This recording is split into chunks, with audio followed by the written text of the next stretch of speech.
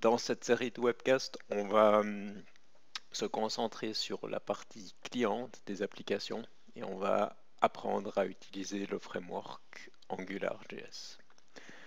Il y a deux versions. Aujourd'hui, beaucoup de personnes sont en train de migrer vers Angular 2. Mais évidemment, il y a énormément d'applications qui sont écrites en Angular 1 qui vont continuer à vivre et à être maintenues. Donc c'est important de connaître cette version du framework. Et puis ce qu'il faut savoir, c'est que le langage recommandé pour développer en Angular 2, c'est TypeScript. Donc pour pas introduire tout de suite un nouveau langage et pour rester sur JavaScript, on va aussi rester sur la version 1.0 de Angular. Ce qu'on va voir dans les webcasts et dans le cours, c'est que la manière d'utiliser le framework et les fonctionnalités qui ont été rajoutées de version en version sont assez riches. Et donc, ce qui est intéressant quand on écrit du code Angular, c'est d'adopter des bonnes pratiques, d'adopter des règles de codage. Et dans la communauté, il y a un style de programmation Angular qui est beaucoup utilisé. C'est celui qui a été proposé par John Papa. C'est un ensemble de règles qui explique comment découper son code en fichiers, comment utiliser les API de Angular. Il faut savoir qu'avec Angular, il y a toujours plusieurs façons de faire la même chose. Dans ces directives, on a des choix qui ont été proposés. Et c'est utile quand on développe, surtout quand on développe en équipe, d'arrêter ces choix et de les appliquer. Donc on ne va pas couvrir l'ensemble de ce guide de bonnes pratiques, mais on va mettre le doigt sur celles qui sont les plus importantes. Ce qu'on va aussi utiliser dans le webcast, c'est une librairie qui s'appelle Angular Material. Le Material Design, c'est une spécification d'interface utilisateur qui a été proposée par Google. On voit beaucoup d'applications qui respectent, qui ont adopté cette spécification d'interaction machine sur des applications mobiles, sur des applications web.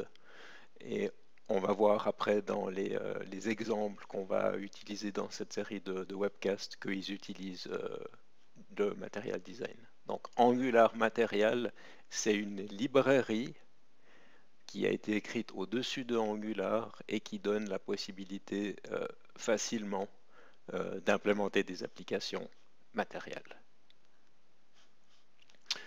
On va parler de Yeoman, qui est un ensemble d'outils. Ça va nous permettre de voir que quand on fait du développement aujourd'hui web, on construit des chaînes de construction du logiciel. On va parler de Yo, on va voir qu'on a la possibilité de trouver des exemples de projets, ce qui est très utile quand on commence à apprendre un framework comme Angular. On peut avoir des exemples de projets de développeurs plus expérimentés. On va parler de système de build. Dans l'exemple, on va utiliser Grunt, mais il y a un autre système de build qui est beaucoup utilisé qui s'appelle Gulp, et ce sont juste deux options. Après, il y a d'autres options, mais les principes sont les mêmes. Quand on parle de système de build ici, c'est l'équivalent plus ou moins de Maven dans l'écosystème Java. Et puis les troisièmes outils qu'on va utiliser, c'est des outils qu'on a déjà utilisés.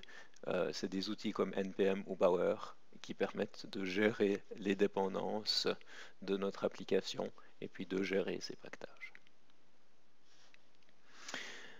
On va voir après qu'on utilisera Yeoman pour avoir accès à un squelette d'application.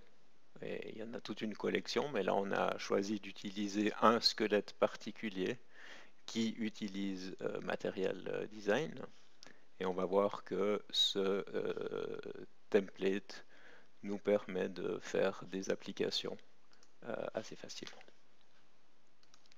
Dans un webcast, on va aussi parler de Angular UI Router, qui est une librairie qui est utilisée dans énormément d'applications Angular, qui ne fait pas partie du framework de base, mais qui est plus utilisée que le routeur qui est fourni de base avec le framework.